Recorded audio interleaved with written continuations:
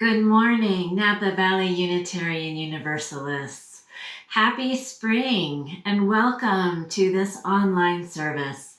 I'm Reverend Dr. Leisa Huyck, and I am the parish minister here in Napa, and with us this morning as our celebrant is the great Kate Moon.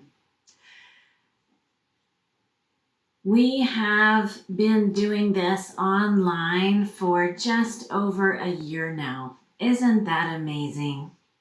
How lucky we are that during this pandemic we have had the resources and the technology and the capacity to learn that has made gathering online possible. We're so happy to have you with us this morning. If you're new to our tradition, you should know that Unitarian Universalists are a people who celebrate all kinds of differences between humans, just as we celebrate the differences between many kinds of flowers in a garden. We know that just as even the most beautiful flowers have imperfections that make them unique, so do humans. We welcome you just as you are, with all of the gifts and problems, the strengths and weaknesses that make you uniquely you.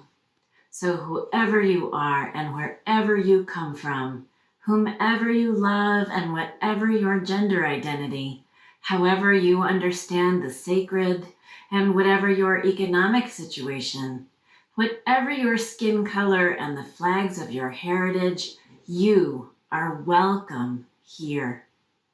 We know we are stronger together, and all of us need all of us to make it. March is Women's History Month, and throughout this month, this congregation is asking the question, what does it mean to be a people of commitment? Getting to the point of having a Women's History Month took an almost unfathomable level of commitment on the part of millions of women all over the world over several centuries. It was only a century ago that women in Western nations were considered chattel, livestock, belongings that could be transferred from one man's possession to another. It was only 101 years ago that women in the United States received the right to vote. The United States has still not codified the Equal Rights Amendment to the Constitution, vesting women with the same rights that men have under the law. Women still get paid less for the same work as men, even while they still do most of the child care and housework in the home. This has become breathtakingly clear during the pandemic, as millions of women across the country have left the labor force because they're the primary caretakers of their children. Last month, we learned about the beloved community, what it is, and how to build it. We will know we're getting close when women and non-binary people have the same rights as men, when women of color get paid the same as white men for the same work, when women everywhere are safe in their own homes with their own intimate partners, when a young girl can go out walking alone anywhere in her town and enjoy the feel of the spring breeze on her skin, and then go home to a meal prepared by her father. When the women and men and non-binary folks can all hear that last sentence in the same way, can all understand that the most surprising part of it was not the part about the meal being prepared by a father. It was the part about a young girl being able to go out walking alone. There is still so much to do, both here in the richest country in the world and in parts of the world where women are still considered chattel. So much to do to build the beloved community. And it will take commitment to health at every level of human relationships. This morning, we'll spend some time thinking about what that kind of commitment looks like, What are some of the practical skills needed, and how using them can enrich every form of relationship that we have? So come now, let us bring our whole selves to this time together, and let us worship. We'll begin by centering ourselves through music.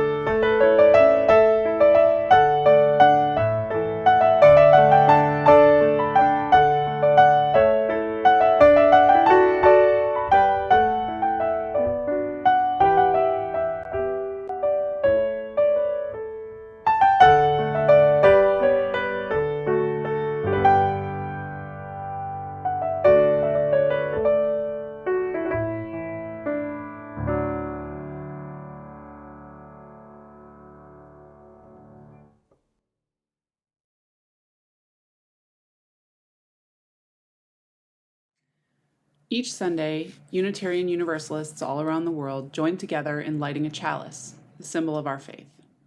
You're invited to light your own chalice at home now, or just a candle, as I speak these words from the Reverend Gretchen Haley. It starts here, in this moment. In this breath, you feel rising in your chest. This beat building between us, the healing, the hunger, the hope, the courage, the calling, the commitment, the drawing out of a new day. It begins now, in the imagination. In this story we weave together, this song we sing, this prayer we bring into being from our hearts to our lips, from our hands to our life, our shared life. It starts here, with praise and thanksgiving, forgiveness, and this humble, centering confession that we could be wrong, this promise that we make to keep learning, to keep trying, to keep our sense of humor, to keep close this knowing that we are all in this together. Come, let us begin.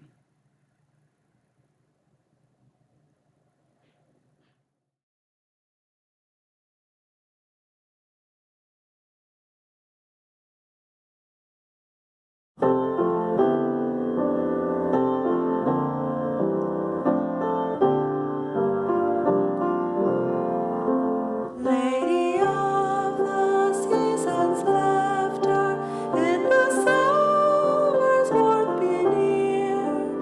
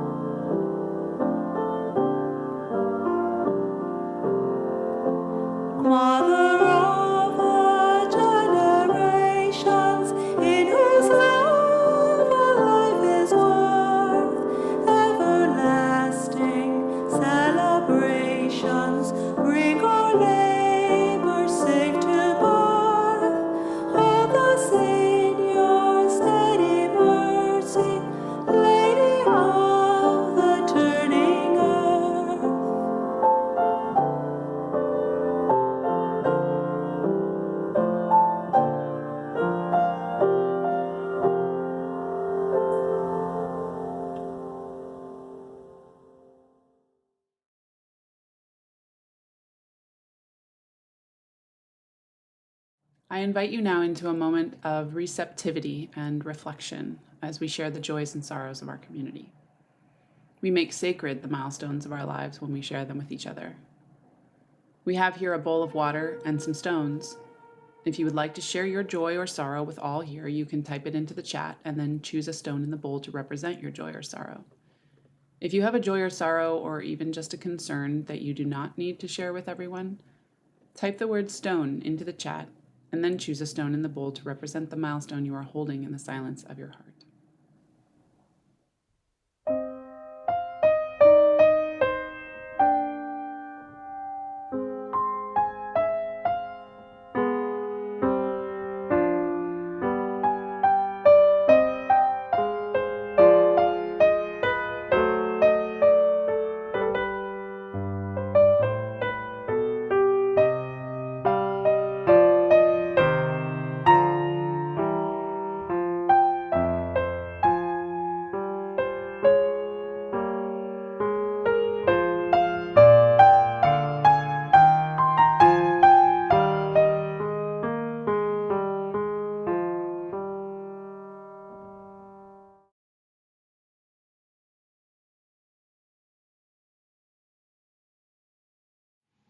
When we share our sorrows and our joys, we weave together the disparate strands of our lives into a beautiful fabric of community. Now let's go deeper. I invite you to get comfortable in your seat, to close your eyes if you like, to place your feet on the floor and feel your connection to the earth, right through the floor to the living soil beneath. Imagine sending roots down from your feet, down into the dark depths of the living earth. If you can, raise your arms and hands up to the sky and imagine gathering air and sunlight from the sky through your leaves into your trunk. Roots gather nourishment and water. Leaves gather air and energy. Sway gently from your trunk. Now, if you're getting uncomfortable, feel free to drop your arms, but continue to imagine receiving energy and air from the sky through the crown of your head. Imagine receiving water and nourishment from the earth through your feet. With every in-breath, pull from your crown and your feet. Let the breath mingle in your heart. Then breathe out from your heart to the front and the back behind you. Breathe in from your crown and your feet. Let the energy mingle in your heart. Then release from your heart to the front and the back. One more. In through your crown and your feet. Let the energy mingle in your heart. Then breathe out love from your front and your back into the world. Now keep attending to your breath as you hear these words. Spirit of life, you who burst forth in the form of red buds and poppies, lupins and ceanothus, the song of finches and bluebirds, thrushes and robins. Today is the second day of spring, just after the equinox, when the length of day and night are perfectly balanced. From now until the solstice, days will keep getting longer and nights shorter. Poppies and lupins will flower and then fade away, leaving pods loaded with next year's seeds. Fruit trees will go from blossom to fruit. Vineyards will go from tender new green leaves to bunches of tiny, tiny grapes. New growth is burgeoning forth everywhere we look. In what ways will we grow this season? What of our blossoming will fade away, leaving seeds for future years?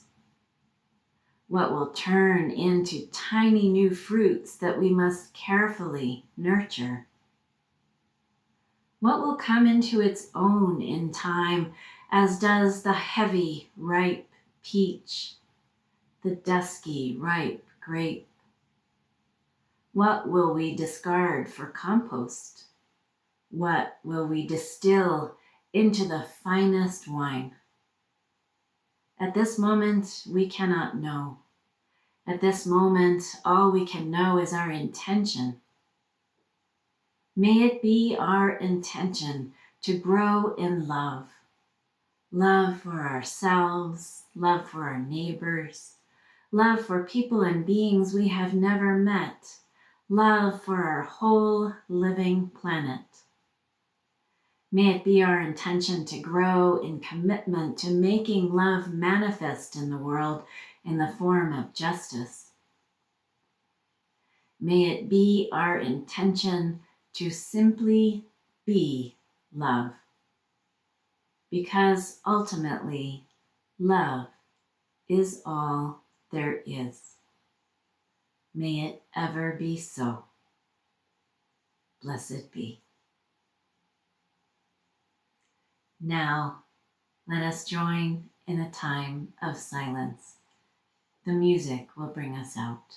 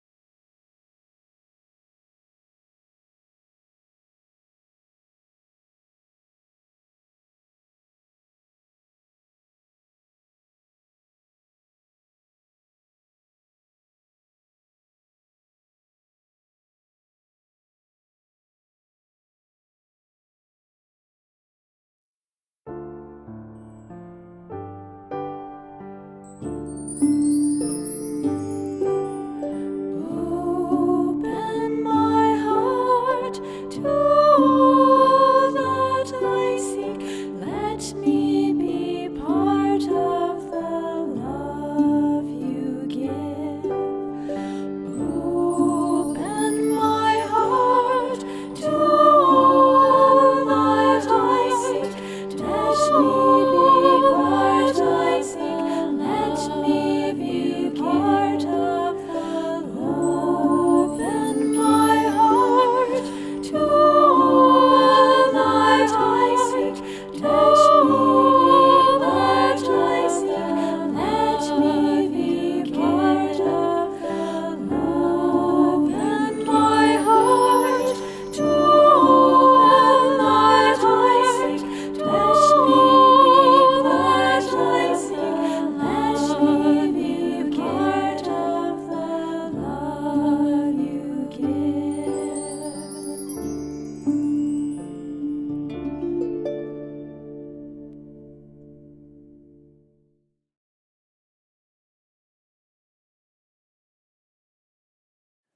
Our reading this morning is another one from the marvelous Reverend Theresa Ines Soto, titled Prevail, an Etymology. Isn't it a weird word, though? Prevail? How could we win before we encounter the challenge? Before what?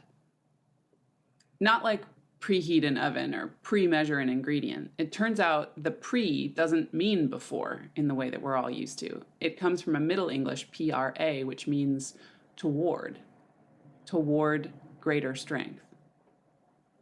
That and a quarter will get you a gumball, let me reassure you. No one knows everything, even though some people wisecrack like they do.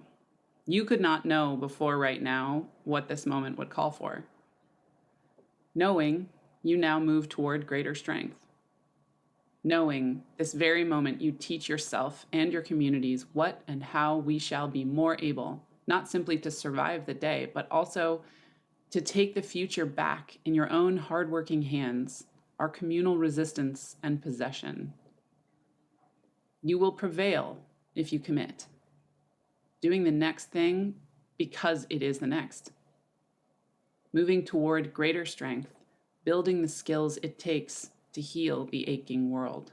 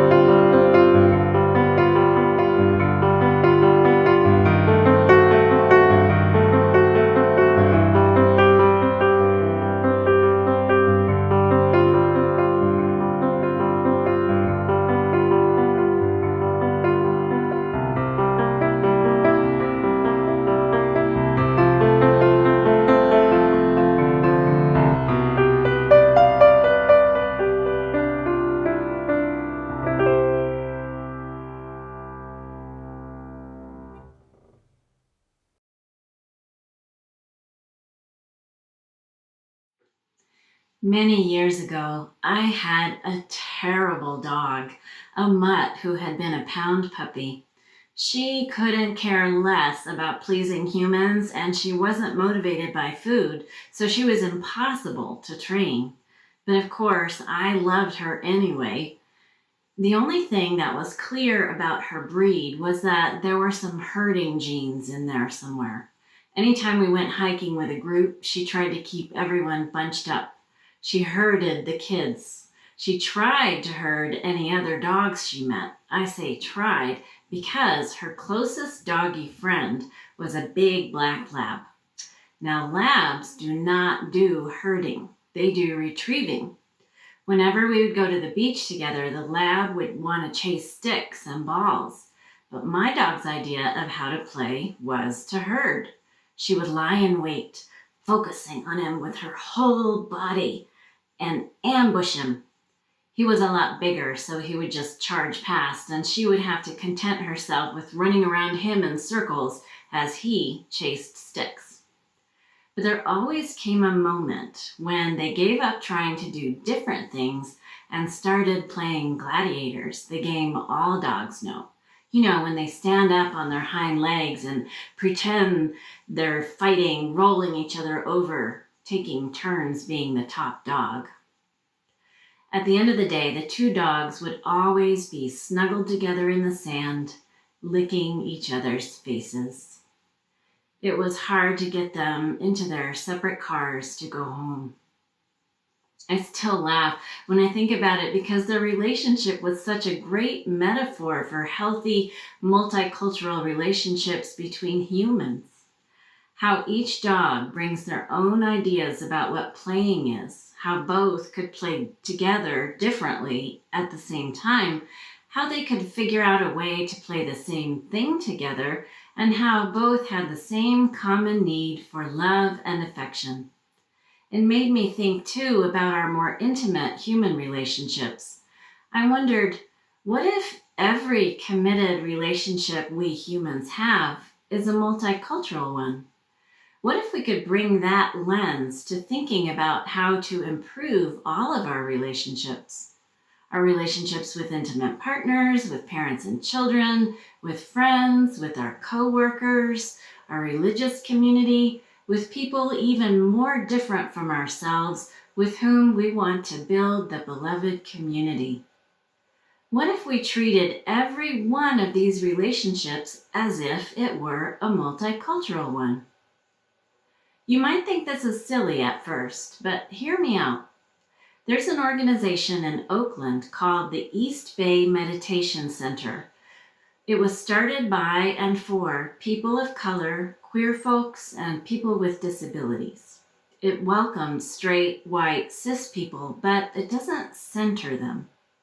It's an intentionally multicultural space whose mission is to foster liberation, personal and interpersonal healing, social action, and inclusive community building.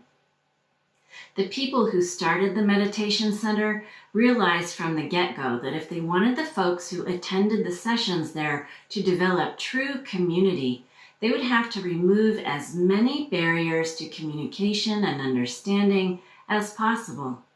They knew that they would need to make expectations about how people would interact with each other very explicit. So they developed a set of agreements. If you go there, you sign on to these agreements. The agreements are these. 1. Try it on.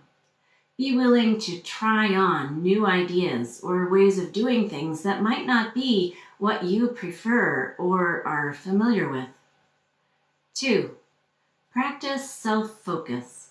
Attend to and speak about your own experiences and responses. Do not speak for a whole group or express assumptions about the experience of others. 3. Understand the difference between intent and impact. Try to understand and acknowledge impact. Denying the impact of something said by focusing on intent is often more destructive than the original interaction. 4. Practice both and. When speaking, substitute and for but. This practice acknowledges and honors multiple realities. 5. Refrain from blaming or shaming self and others. Practice giving skillful feedback. 6. Move up, move back. Encourage full participation by all present. Take note of who is speaking and who is not. If you tend to speak often, consider moving back, and vice versa. 7. Practice mindful listening. Try to avoid planning what you'll say as you listen to others. Be willing to be surprised, to learn something new. Listen with your whole self. 8. Confidentiality. Take home learnings, but don't identify anyone other than yourself, now or later. If you want to follow up with anyone regarding something they said in a session, ask first and respect their wishes. 9. Right to pass. You can say, I pass, if you don't wish to speak. These may sound familiar to you because often when Unitarian Universalists make behavioral covenants about how a group will be together, we use similar language. And there's one in particular that many of us may not have heard of. I had certainly never heard of it before, that I think would change every relationship we have if we could learn to do it. It would change our intimate relationships and our religious community and our activism for women's and other oppressed people's rights. That's the one that says refrain from blaming or shaming self and others. Practice giving skillful feedback. Center leaders develop this concept because they realize that often what prevents people from developing true and lasting multicultural community is the fear of making a mistake when speaking to others very different from ourselves. Even when we have these agreements or covenants, we make mistakes because we're human. We cause harm with our words. So what can we do? Suppose we use the wrong pronoun, for example.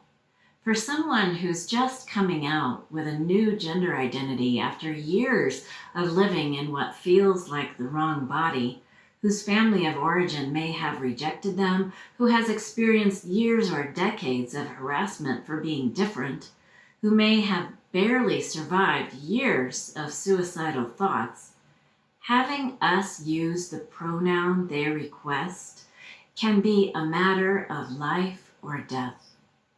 Using the right pronoun is a way of saying, I see you. I care for you. Your survival is important to me. You matter.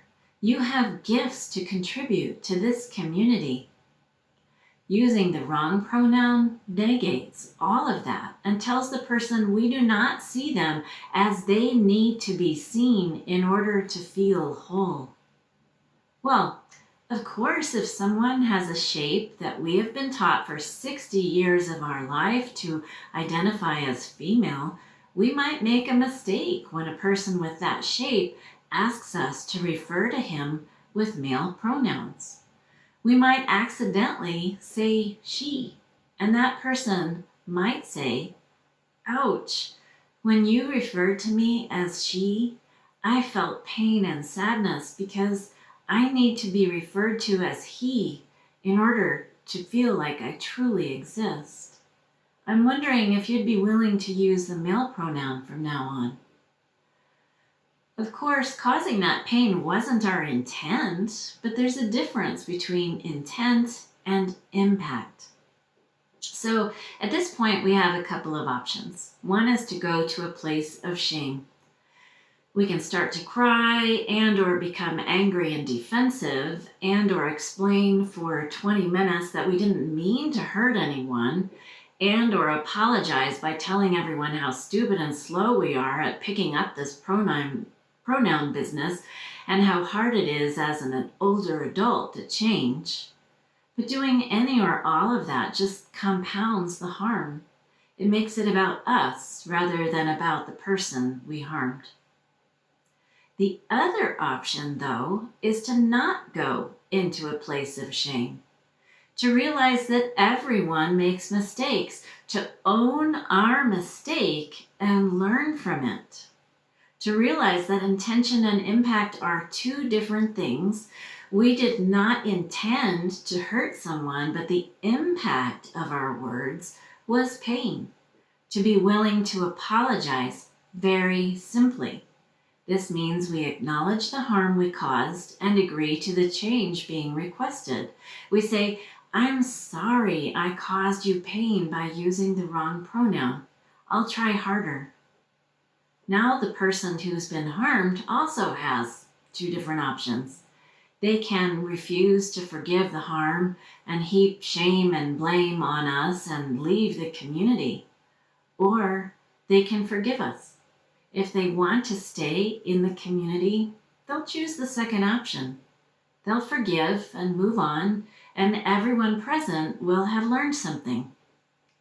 So, you mean it's a choice? Whether we go to a place of shame and blame or into a place of learning from our mistakes and making a commitment to do better is a choice? When I first heard this, I was stunned. It was like a whole new world had suddenly appeared right in front of my eyes.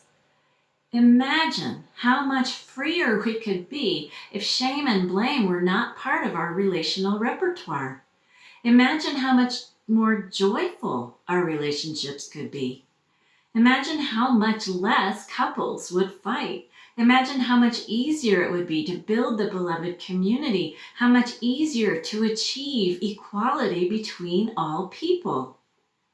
This is why I find it so helpful to treat every committed relationship we have as a multicultural one. Every single person comes to every relationship from a different location in the vast, interconnected systems of relationships that form our world. Even in a couple from the same basic background, each partner comes from a different family. Each family is its own system with relationships between parents, between each parent and each child, between the two parents and each child, between each child and each other child, and between all when all are together. Each parent comes in turn from their own family system with which they still may have relationships. Each family system has different sets of unspoken rules or expectations about everything from who does what chores to how deeply you clean the house when visitors come to what's most important in life. Each partner has a different place in their family's birth order, a different temperament, a differently wired brain, a different physical body. If you add on the bigger differences that couples face if they have different skin colors, religions, or ethnic groups, it's amazing that anyone's marriage ever works at all. Letting go of shaming and blaming can help a couple or a set of friends be able to talk about where our expectations come from and get them out in the open. Then we're free to decide how we want to do things in our family or household. Now, in addition to our often unspoken expectations, all people have needs. We all have the same needs for love, food, shelter, water, healthcare, beauty, education, and so on. But what about those needs that are different? Love, for example. How does someone know you love them? What do you need in order to feel loved? Psychologist Gary Chapman says that across all the cultures he's studied, everywhere in the world, there are 5 love languages. These are 1. Words of affirmation, which include both verbal compliments and words of appreciation. 2. Quality time, which involves giving or receiving undivided attention. 3. Gifts. Gifts can be visual symbols of love. 4. Acts of service, doing things for the other person that they like having done. And 5. Physical touch, holding hands, hugging, giving someone a foot rub, sex if it's appropriate to the relationship, and so on. Chapman says that every person has their own love language profile, or how much they need of each language in order to feel loved. What works for one partner does not necessarily work for the other. In one heterosexual couple he saw, the woman felt unloved and the man was baffled. When asked what made her feel that way, she said, "He spends all his time doing yard work and never pays any attention to me." When asked if he loved his wife, the man said, "Of course I do. I spend every weekend doing all the chores for her." It was just like when my dog and her friend were both trying to play, but in completely different ways. This couple had to do some inner work to identify their love language profiles. What would make each person feel loved?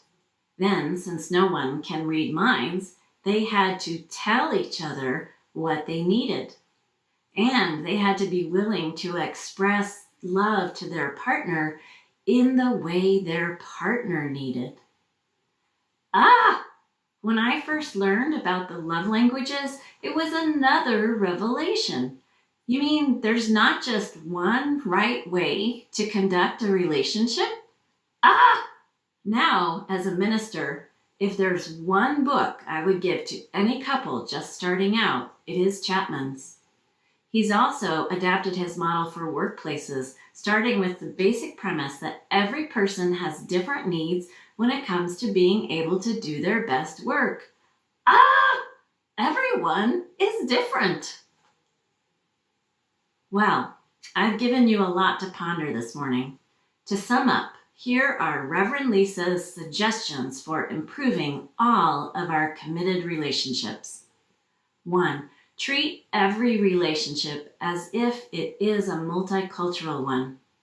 Understand that everyone has different expectations of how our interactions should go, so you have to make explicit agreements about how you'll be together. Then do your best to follow those agreements. The East Bay Meditation Center's agreements are a good example. 2.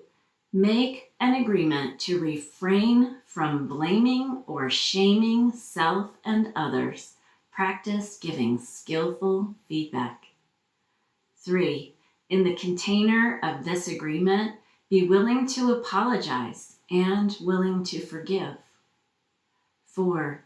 Do your own inner work so you know what your expectations are and where they came from, as well as what your needs are and where they come from. 5. Know the difference between the two. You can adjust your expectations, but your needs, not so much.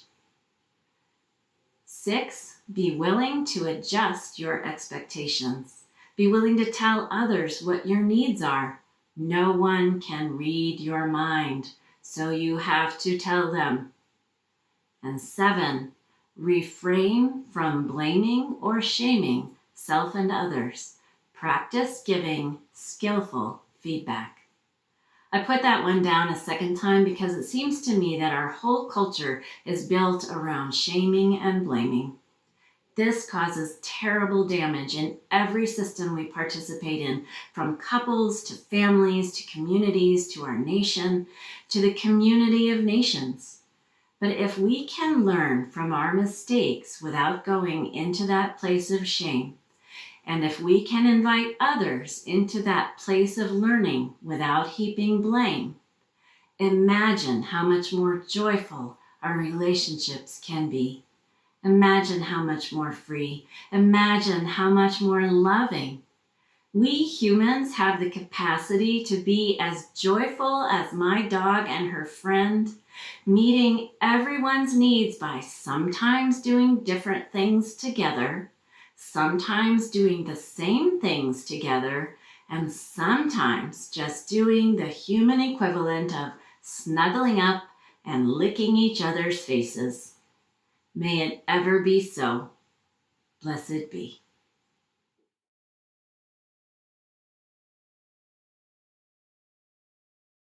Love is the spirit of this church and service its law. This is our great covenant, to dwell together in peace, to seek the truth in love, and to help one another. This congregation depends entirely upon the generosity of its members and friends. All that we give in time, talent, and treasure is what sustains this community and makes it not just a sanctuary for us to return to for spiritual nourishment, but an oasis from which we can go out into the world carrying the waters of life. You can donate by going to our website at nvuu.org and clicking on the donate button, or send a check to us at NVUU, 1625 Salvador Avenue, Napa, California, 94558. The offering will now be gratefully received.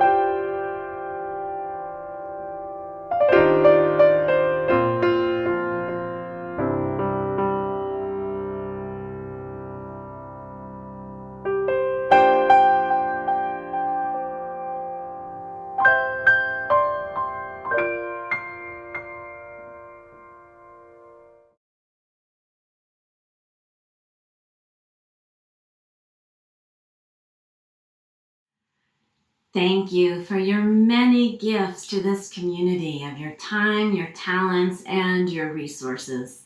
All you give and all you do are so important to building the beloved community in this congregation, in Napa, and in the region beyond. I especially want to thank Brian Shaw for both his music and his video production skills. Brian is a wizard of many talents. I also want to thank the great Kate Moon for being our celebrant. Now, as you know, earlier this morning, we gathered in 2 new members, Kaylin Matthews and Michael Macias. Our Zoom social hour, which will start about 10 minutes after the service ends, will be a time to celebrate this wonderful milestone and warmly welcome Kaylin and Michael. So after we're finished, take a bio break, stretch, grab a warm beverage and a snack, and come on back to Zoom. If you're visiting us for the first or second time, know that you can go to our website at nvuu.org and get the link to the Zoom meeting. You can also sign up to receive our mailings about upcoming events and services. Now, I have some closing words for you from Israel Buffardi. The road that lies ahead of us is a long one, and the pace of progress will sometimes feel glacially slow. Never forget that glaciers over time can carve out grand canyons and great lakes. Moving tectonic plates can raise up mountains over millennia, or they can explode awe-inspiring volcanoes in milliseconds. Our commitment to love and justice can do the same. Now let's sing our closing song, hymn number 311, Let It Be a Dance We Do.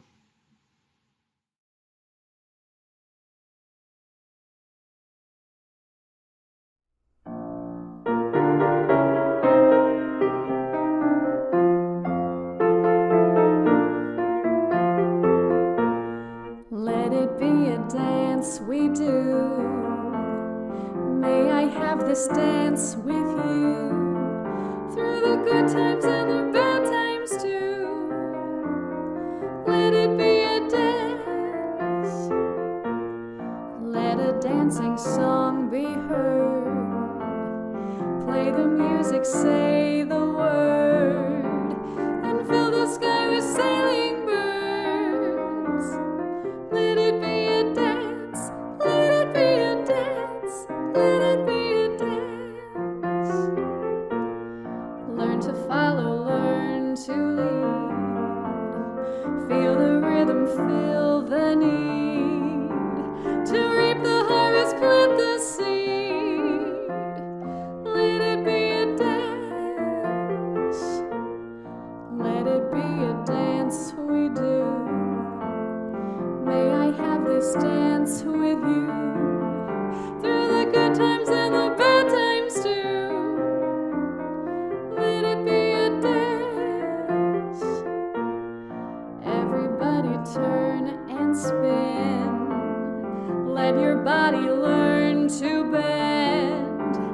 And like a willow with the wind, let it be a dance. Let it be a dance. Let it be a dance.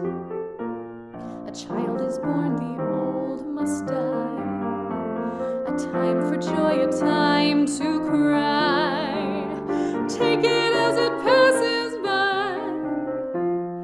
Let it be a dance. Let it be a dance we do. May I have this dance with you through the good times and the bad times too. Let it be a dance.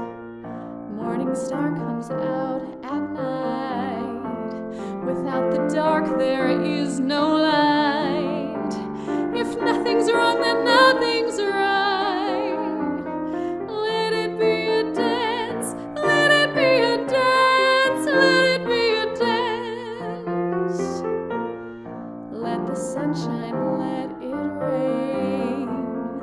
Share the laughter, bear the pain, and round we go again.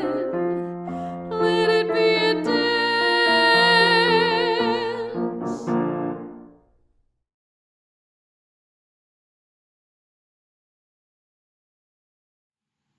We extinguish this chalice, but not the light of truth, the warmth of love, or the fire of commitment. These we carry in our hearts out into the world until we meet again. Now, people of this beloved community, in the words of my dear friend, Reverend Theresa, you will prevail if you commit, doing the next thing because it is the next, moving toward greater strength, building the skills it takes to heal the aching world. Go forth from this time together, committed to love. Go shining.